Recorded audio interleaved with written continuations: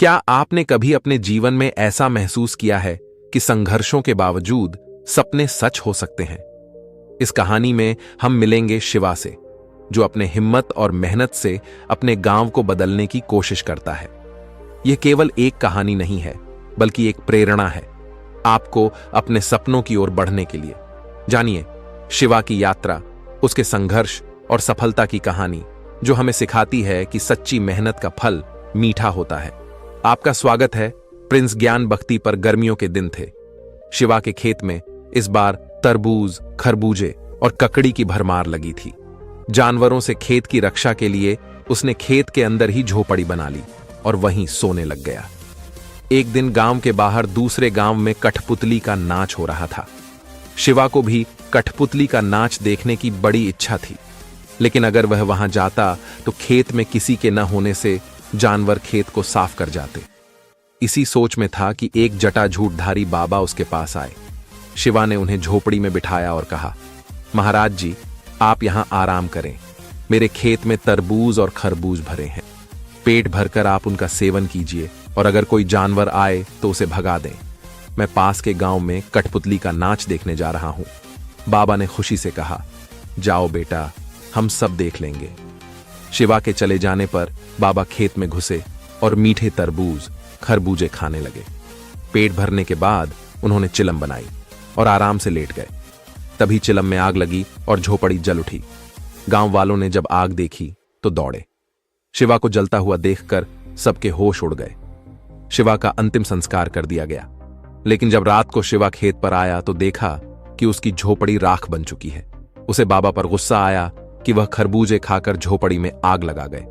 गांव के लोग अब शोक में थे।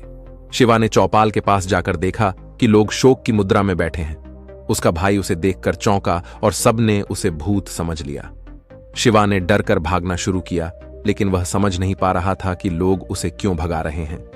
अगले दिन शिवा ने गांव के धोबी से पूछा कि लोग ऐसा क्यों कर रहे हैं। धोबी ने उसे देखकर भागना शुरू कर दिया। यह देखकर शिवा को समझ आया कि उसे भूत समझा जा रहा है। उसने सोच लिया कि अब वह छिपकर ही रहेगा, लेकिन शिवा हार नहीं मानता। उसने सोचा कि वह अपने गांव की पहचान को बदलने के लिए कुछ करेगा। उसने पास के बंजर खेत को उपजाऊ बनाने का निर्णय लिया। दिन रात मेहनत करके उसने उस बंजर भूमि को हरियाली में बदल दिया। धीरे धीरे लोग उसकी मेहनत देखकर हैरान हो गए। उसने गांव के लोगों को बताया कि वह वही शिवा है जिसे उन्होंने भूत समझकर भगा दिया था। उसने बताया कि मेहनत और धैर्य से हम किसी भी समस्या का सामना कर सकते हैं।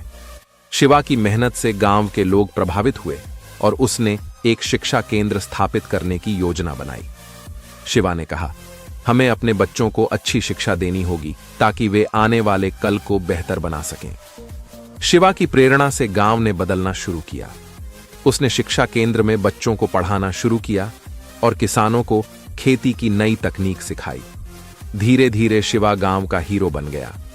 शिवा ने साबित कर दिया कि सच्ची मेहनत और आत्मविश्वास से हम अपने सपनों को साकार कर सकते हैं। उसने गांव की पहचान बदल दी और सभी को सिखाया कि अगर हम सच्चे मन से मेहनत करें तो किसी भी समस्या का हल निकाला जा सकता है। क्या आप भी अपने सपनों को पूरा करना चाहते हैं?